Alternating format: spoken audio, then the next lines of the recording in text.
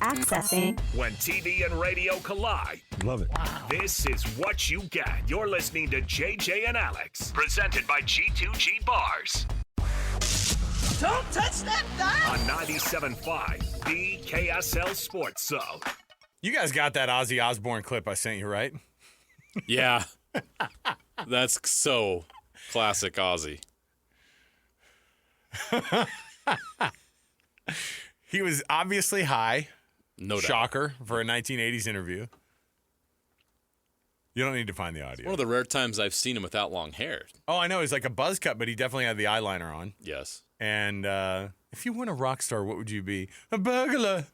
But his face looks like he's a burglar. It's so funny. And what exactly would you burglarize? Women's underpants. This guy. Anyway, may he rest. That's why when they do the pictures of them going to heaven and hugging the other weirdo artists, you're like, all right, maybe we back it off a little bit. These dudes, while we appreciate their art, may not have been the best human beings. What? Shocking, I know. The crazy stuff that Probably happens. shouldn't worship them, but just appreciate their art. Did you send, by the way, JJ's move is to send out another, did somebody else die today? I thought JJ sent out. Well, Ryan Sandberg died yesterday. That's what it was. Ryan Sandberg passes away. And I was waiting, literally, I'm waiting for JJ to send me I guess we're going to get another 2 in the next couple days.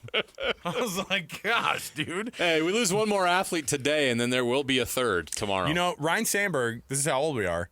I watched that guy throw so many guys out. I saw that guy play for the Cubs so many times. I saw him at bat so many times. You know why? Because I got WGN as a kid. We all did. And so. Isn't that crazy? People were either Braves fans or Cubs fans. And Ryan Sandberg was one of those guys. If he played for the White Sox, is he in the Hall of Fame? Well, that's a good question. He was one of those guys who was just every day, man. Years on end. He was good. So, 10-time All-Star, 9-time Gold Glove, 1984 NL MVP. Only got to the playoffs twice. And we can't get Dale Murphy in the freaking Hall of Fame? Don't get me started on that. Hey. What a joke. Welcome back to the program. JJ and Alex brought to you by G2G Bars, all natural ingredients and no preservatives. Bring you the best protein bar on the market. Give it a shot today. Costco, Holiday Oil, Maverick, Associated Foods, and many other places in the refrigerated section. Let's jump in with the cut this hour. We're going to get some sound from Logan, the brand new head coach of the Utah State Aggies, Bronco Mendenhall. His first camp has started up, and we get some comments from him. So let's get to the cut right now. It's time for the biggest story of the day. This is what made the cut with JJ and Alex on 97.5, the KSL Sports Zone. Doug Smith brings you this portion of the program. The Doug Smith family of dealerships in American Fork, Spanish Fork, and in Linden. Nobody knows cars like Doug. Do business with folks that you can trust. Let's get going. Doug Smith Dealerships.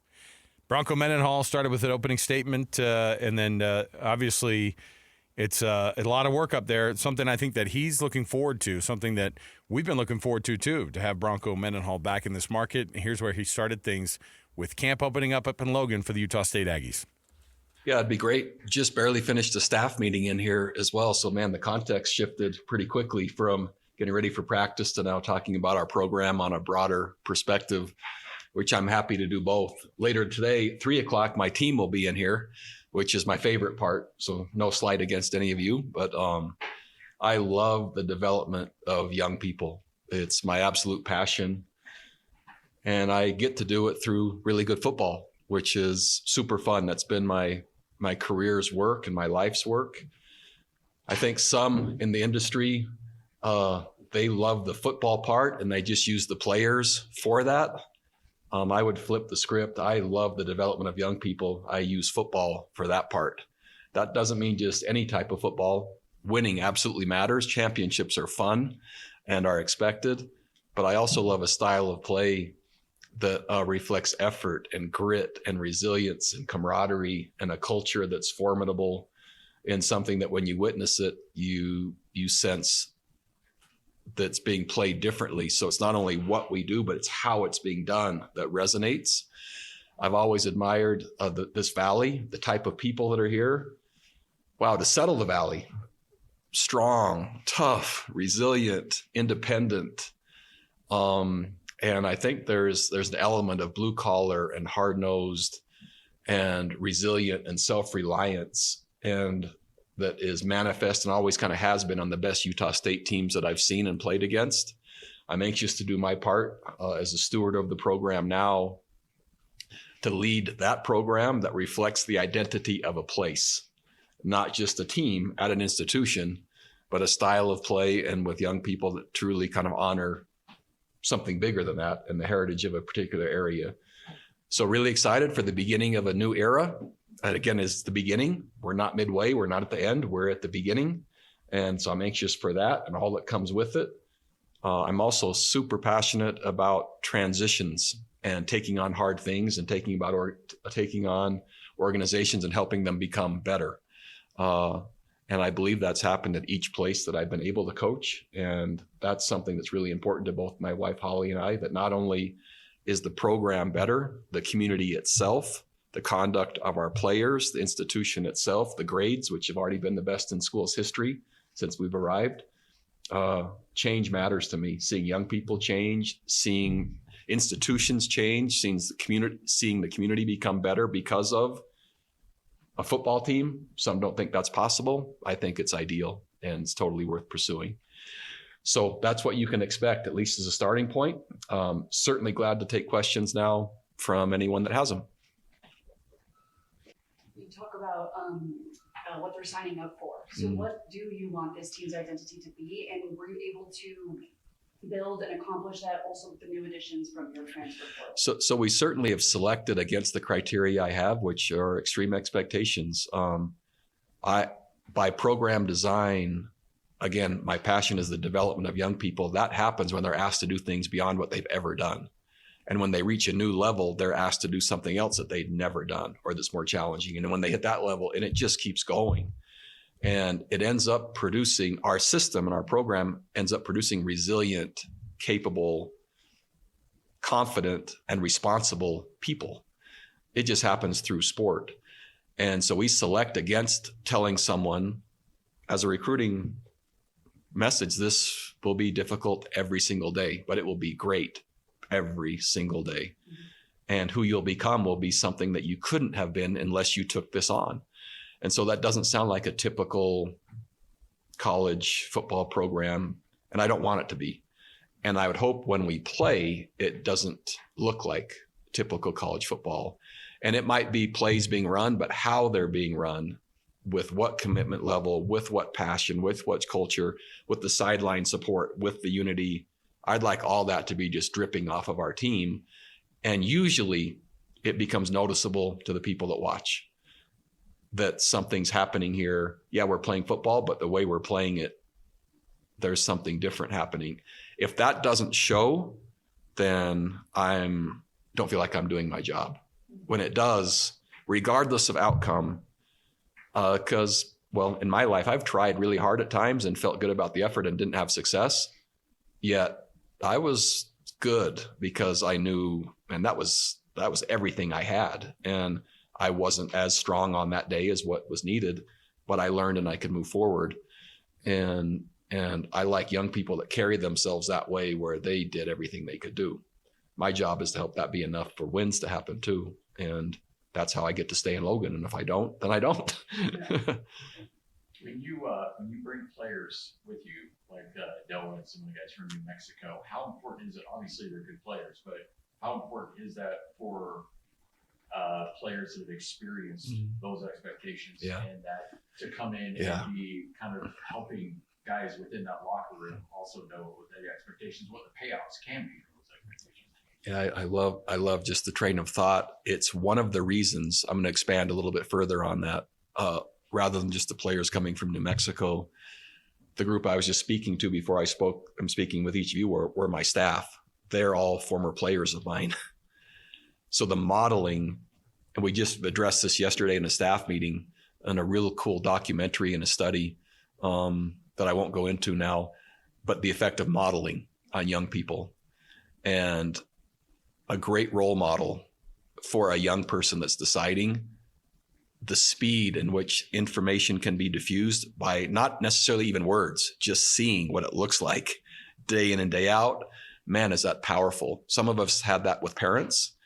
When coming to a new program, I have a whole staff now that has been part of my program, and their position groups look at them and like, oh, that's what that looks like. That's what we're to look like. Now, when you put a sub level in there of players coming from a program I've just coached who are still active, and let's say they're the highest performers currently, and our team is watching them, oh, that's what that's supposed to look like. Or I see that, and it's just day after day after day. There's momentum generated because the players can see from an older level of staff, man, I would like to be like him, meaning their coach, or man, I would like to be like him. That's another coach. And then they see a level of player, wow, that looks like that guy, except younger. This program, there's a credibility that's generated through the models that they see that is really important for speed, because in today's world with that many roster changes, the expectation is still to have success. It accelerates the speed, but if anything else, it creates alignment and a motive to where they're not wondering if it's going to work. They're seeing, oh, that this works, not only in the individual and who they're becoming, but quite frankly, and usually the number of wins at an institution, it manifests. How has your relationship with James Jorgensen kind of evolved from when you first met him to now, and how much did you keep up with him when you went over to UVA and now prior to that? Man, that's a really good question. So Jan, nicknamed Janimal, when we were at BYU, led the Mountain West Conference in sacks, and just a really good player, and fierce and tough and resilient and capable and really aggressive. And just a great player to have in our program. And as the defensive coordinator and as a defensive minded coach, the mindset in which he played really resonated so many of the values that I was espousing and wanted to have as part of our program. When I went to UVA, I watched from afar, and there was cage fighting, and there's marriage. Those things might not seem to go together, right? And there's a raising of a family, and there's the passing of a child. And a former coach of mine was working there at the time and giving me kind of narratives on who he was becoming through all of that. And so, yes, I was watching from afar and paying attention. And then when having a chance, as I re-entered football at the University of New Mexico, I had followed enough, thought enough, not only before as a player, but during and watching who he was becoming, that I thought that would be a great mentor / role model for the next generation to see. And when you put the fighting with the playing and the parenting and the loss and the maturity, I was just, man, a young person would be lucky to be in that meeting room if he was their position coach. And so the competency was there for sure. So that box was checked. But also the compassion box was checked, which is interesting because of how aggressive and how the physical presence at the same time. So it's this imposing package physically with all these cool other traits of integrity and substance blended in there. And our players are the ones that benefit. And I saw that before he was hired at New Mexico, saw that there, and that's why he's now here. Coach, Jason Turner from the Herald Journal. Wide receiver room was kind of one of the biggest question marks coming into fall camp. Not a lot of guys with starting experience. So I just wanted to ask you, how did that room come along during spring camp, and who really asserted themselves heading into the fall camp? Yeah, part of inheriting a new program, you assess what the roster looks like as best as possible, as fast as possible, and then you work to select and assess players to address your needs, and that position certainly was one of them. And wow, we've done a nice job, meaning that the players we've added have done a lot of times in the recruiting process, especially in a transition and especially under a tight time frame. A lot of that time, or a lot of those circumstances, usually lead to inaccuracy or not enough depth to truly have gone deep enough to know what you're going to get. And so anyway, we added a young man with the last name of Pagan, right, from UCLA. And wow, as he performed at a really high level. We added a young man with the last name of Boyd, right? And he's coming from another Division I program, and he's performed at a really high level. Demeek Starling played for me at Virginia. Who would have guessed that he'd still have eligibility, right? Went to another school, and now he's here, but a different version and an older, more mature version, but chose this program twice. He's done a really nice job. Then Corey Thompson from UNLV, currently battling a shoulder injury. But I guess my point is, when we went for experience to address the lack of starters, I believe we went 4 for 4. Not only on the quality of player, but the type of person. And that's really helpful. We've also added high school players to the existing players that were already on the roster, which I like, the existing players in the room, but added 2 freshman receivers as well. And so we now have tiering, right, of upperclassmen, existing players in the program, and then younger players. And so the room has become healthier pretty fast. We're not as deep as I would want yet, but we're on our way. And so I think we've done a nice job with the time we've had. Coach Tanner Tripp, KSL Sports.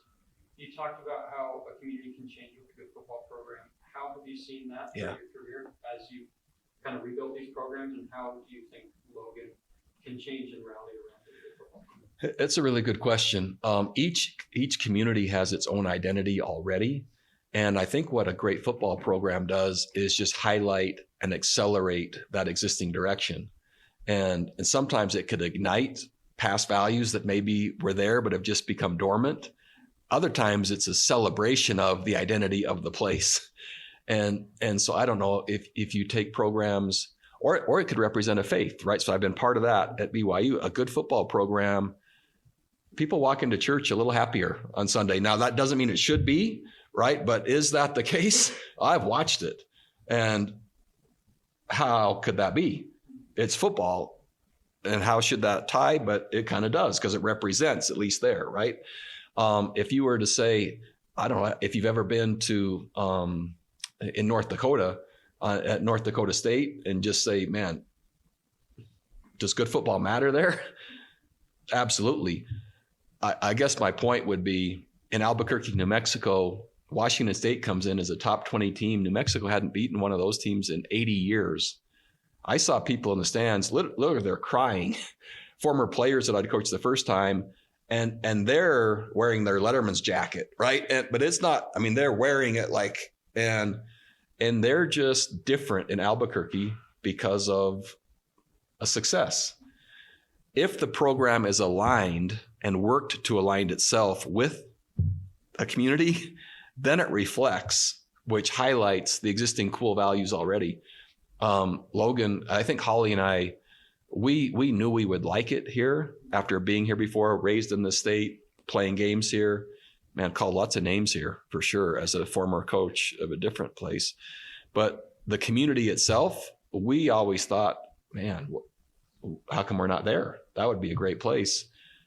Total underestimation on our part. This is a magical place. And the value, the people and the values, I just think with the coach in a program that's trying to reflect those values through a game, and certainly it will take success. I'm responsible for that.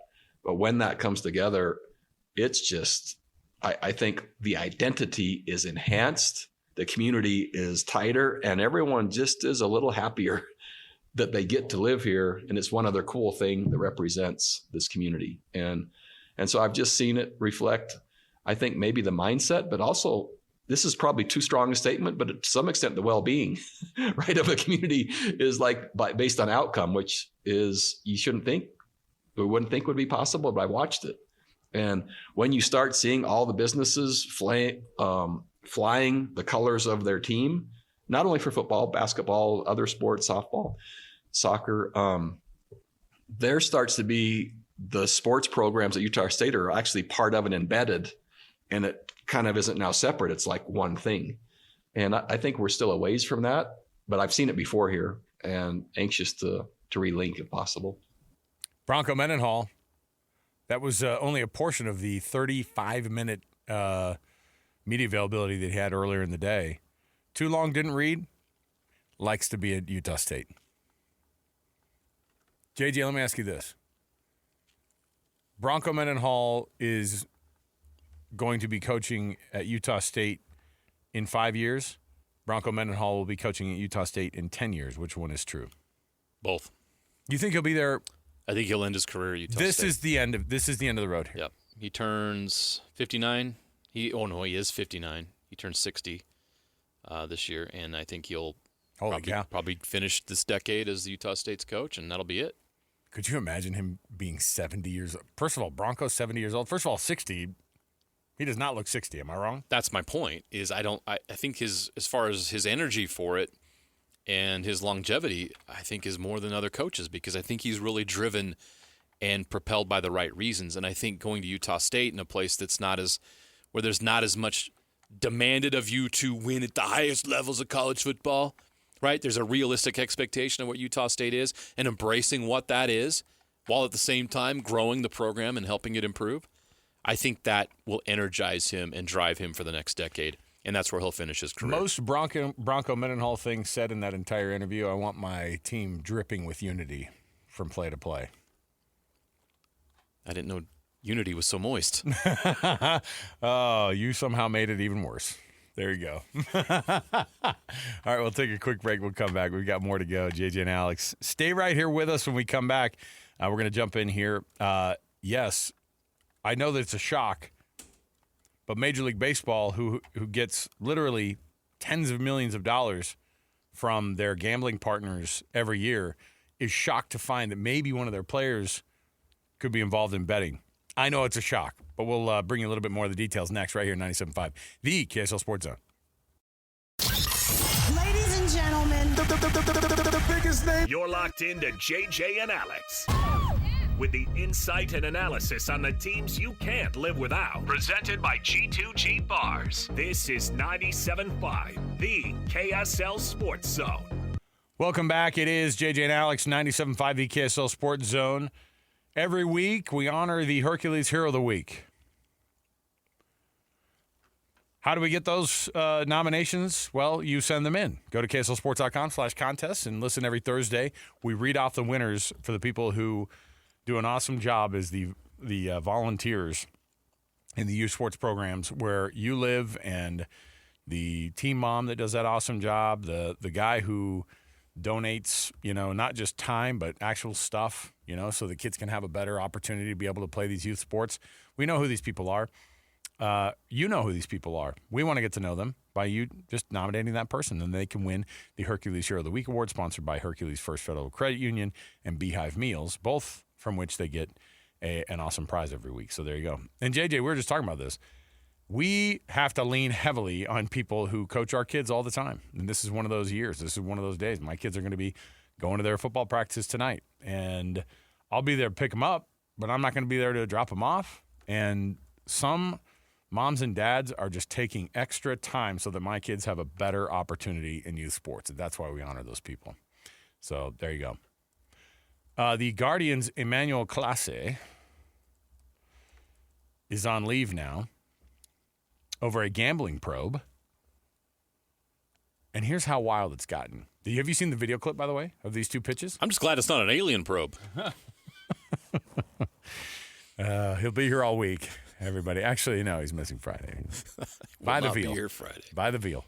Have you seen the clips of these? Yeah, of these I pitches? have, yes. Okay. Yeah. So here's how crazy it gets. What happens is you have these whistleblowers who will pop up. No, they're not whistleblowers. They work. This is the job that they have for the betting houses. They look and just see where there's some irregular betting going on. That's the number one indicator. You get movement on an SEC baseball game on a Tuesday. That's why what team was that from? Was it the Mississippi State coach who was like, there was something going on, and then suddenly there's like tens of thousands of dollars on a midday Mississippi State or some, SEC game that's going on, and everyone's like, why is this happening right now? It's the same reason. It was in Alabama, wasn't it? Brad Bohannon? I don't remember. Either way. Fired in May 2023 following a betting probe. Yeah. Well, nobody wants those probes. But Guess what? When it's pretty easy to see. This is why Arizona State, remember the point shaving thing in basketball came up? Yes. And they don't have the same technology, obviously, that they're able to follow these guys with. Back then, they just noticed that a lot of people were walking into casinos across town and putting tons of money on this really obscure game. and a really obscure bet.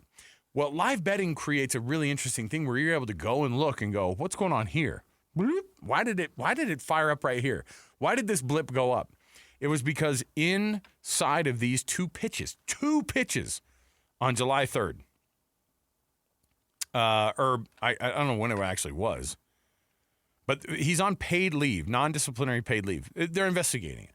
So you're on non-disciplinary paid leave. It means you didn't do anything wrong, but we're looking at some stuff here, man. And if we find out something's going on, you will not be playing baseball checks notes ever again if you're getting caught doing something like this. Am I wrong?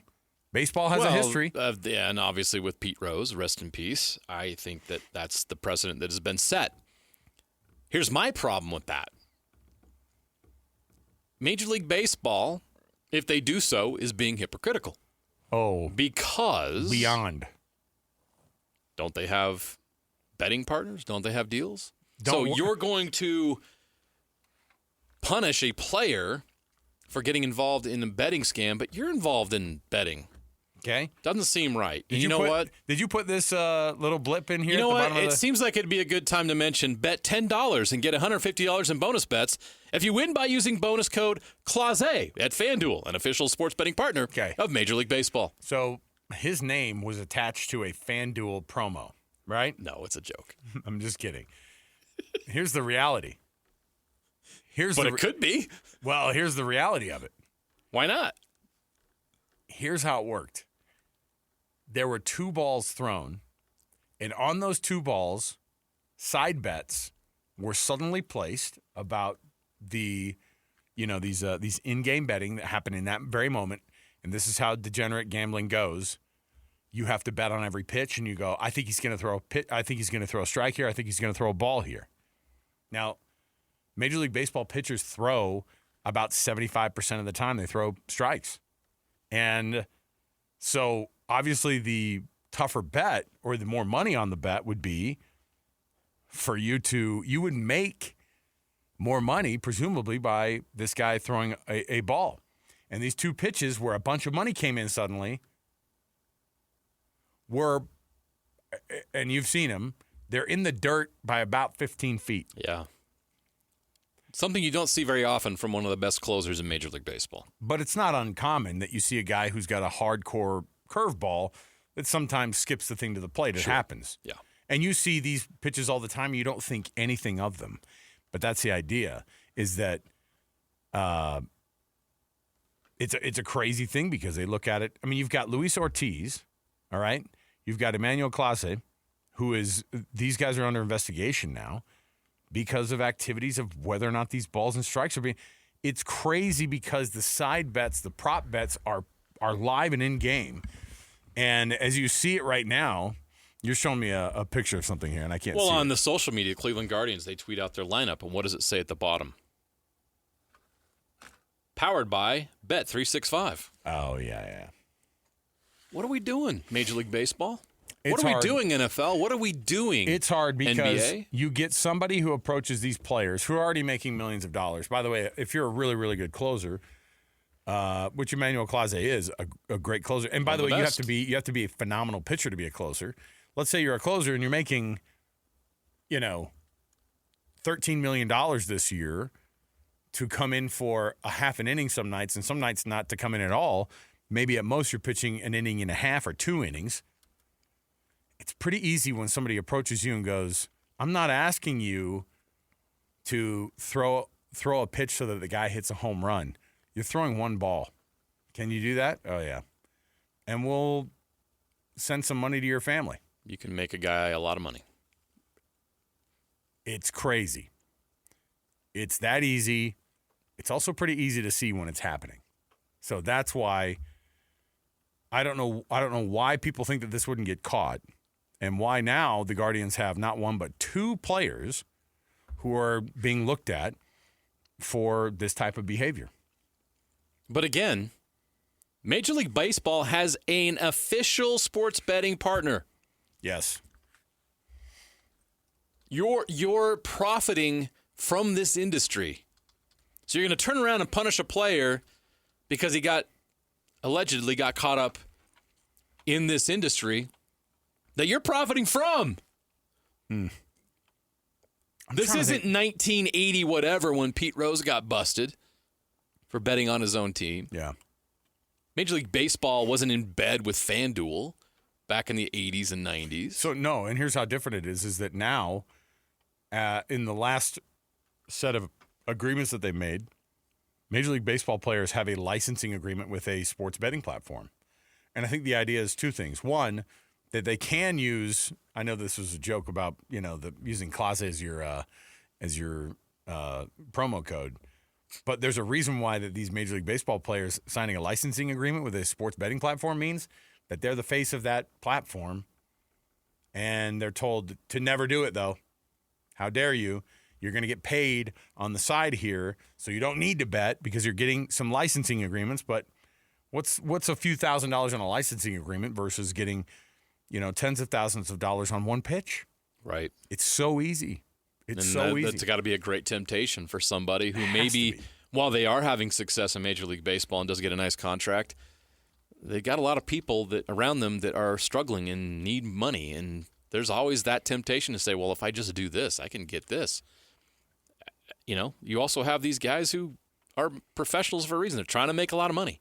And the temptation to make a lot of money by simply doing that may be too much. So Clase signed up through 2028. Well, he has a player option in the 2028 season, but he's good for $13 million this year, $12 million next year, 12.5 the year after, and then a 12.5 in 2028. So yeah, man, it's crazy. No, I'm sorry. That was just off of the that was just the payroll hit that he takes. You ready for this? He signed a 5-year, $200 million contract, JJ. Wow. That's bonkers. That is crazy. So, good for him, but at the same time, you can see why this could be a problem. How about the guys who aren't making $200 million? How about the guys who are not? And baseball contracts are guaranteed, by the way. So, it's nuts. Okay. But you could see two guys out of baseball, right? I don't know what Rob Manfred's going to do, but if you have two guys right next to each other in the same pitching staff who are in trouble, which is what you have with the Guardians as they're being investigated, if they find any improprieties, these guys, they will make an example out of them. Because you can't have this. They're going to have players go, dude, why are you being so dumb? The NBA is battling this right now, and they're trying to do it quietly. No can do. You can't do it. You can't hide it. Your guy's getting in trouble. You've got players who are addicted to gambling who just got out of the game and they earned $106 million in their career. Marcus Morris Sr. You've got guys. So whose responsibility is it? I know it's ultimately on the person, but where does some of the responsibility lie with these leagues who have gotten their players into gambling and said, don't gamble? You know what I mean? It's a hard thing. You can't have a partnership with these betting platforms and then turn around and go after these players. I'm sorry, you can't do it. Not with a straight face. So weird. We're all going to laugh at you. Yeah. Okay, we'll take a break. If you watch those pitches, it's crazy because you wouldn't think anything of them during the game. But Major League Baseball has 2 pitches they're looking at from that game. And when you watch them, you go, oh, yeah. Well, that one definitely went into the dirt by about 15 feet. So did the next one. So if you're betting on somebody throwing a ball and you get it and you get a payout, they're going to pay you. And if big money was spent on that, then it's easy to find. So on the one hand, these players are dumb. On the other hand, what did Major League Baseball or any of these other professional leagues think was going to happen? They knew it.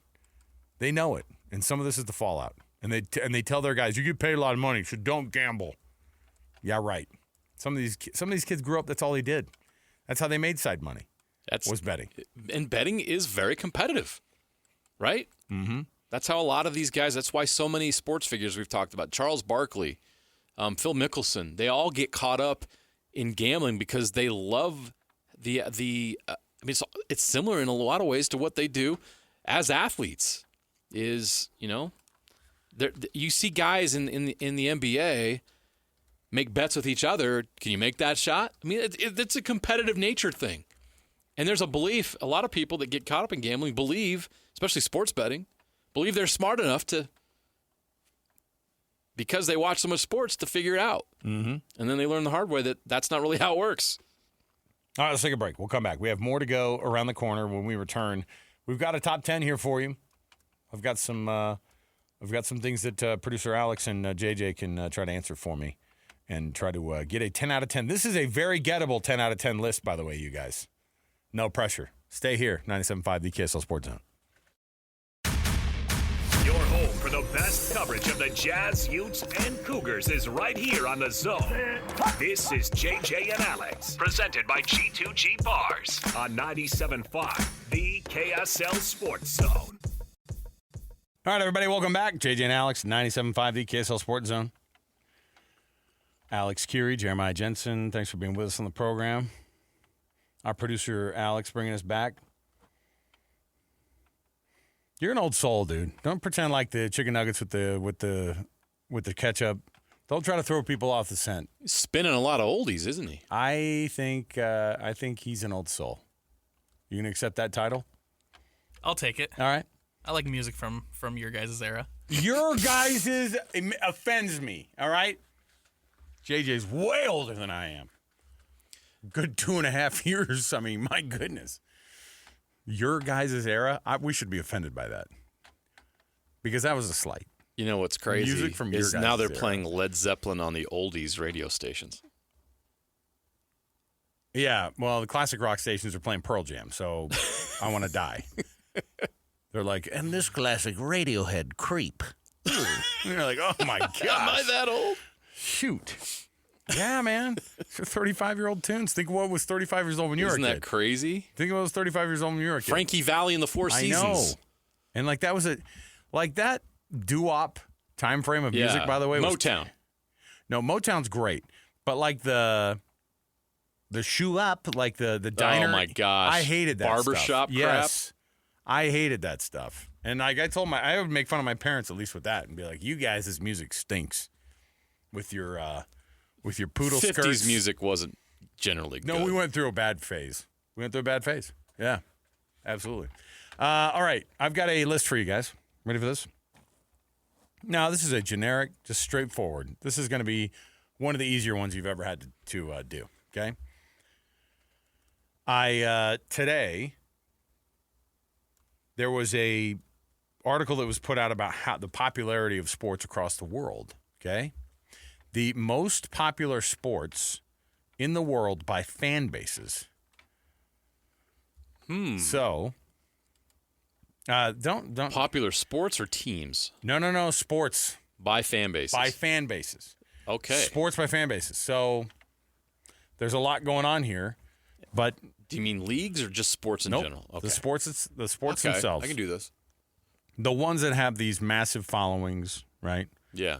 So, without further ado, That's our top 10. our producer Alex fires up the button here with the 60 seconds, and then you guys start making your guesses. On your mark, get set, go. Soccer. Ding. Cricket. Ding. American football. Ding. Baseball.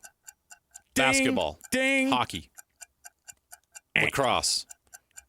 Handball. Wrestling. Tennis. Wait, what was yours? Tennis. Ding. Wrestling. Wait, what kind of Golf. wrestling are we talking about? Are we talking Hulk? Or are we talking Like just just like Russian I don't- wrestlers? Greco-Roman, I don't know. Golf? Ding. Okay. What are we missing? You guys are short 1, 2, 3 sports. What else is there? Badminton. Badminton. Ping pong. Table tennis. Ding. Track and field. Swimming. Gymnastics. Oh, you're just lacking 2. 2 more sports? What else is popular out there? What am I missing? Rugby. Oh, I know. no rugby? Nope. What else is left? Nothing, because you ran out of time. Disappointing you guys. Oh, no. I would have thought F1 would be on the list. Car They racing. don't count it as a sport, which I thought was rude. It's fine. So We'll racing. take it. Racing's out. Horse racing out. Also not on the list. Interesting.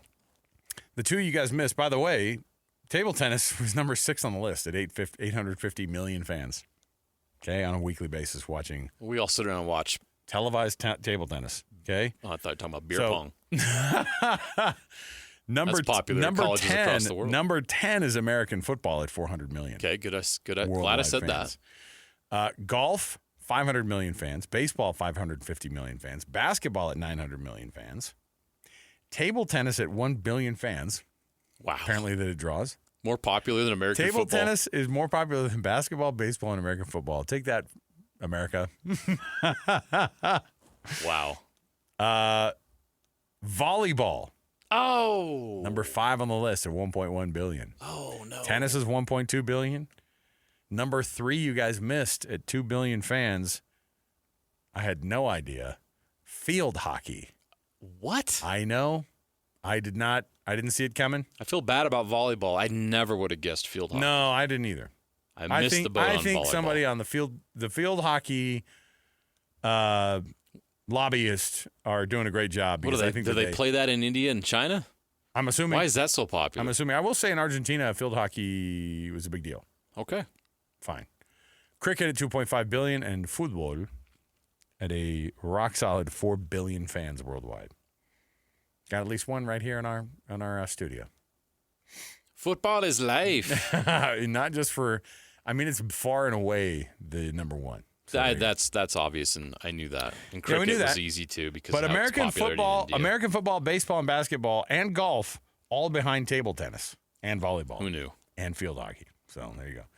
All right, we'll take the break here. We'll come back. When we do, we got ourselves a conversation to have around the corner with our guy, Stevenson Sylvester, former Utah Utes linebacker. We'll start talking about how this team's looking with fall camp and the attitude that's surrounding the program. Stay here, 97.5, the KSL Sports Zone.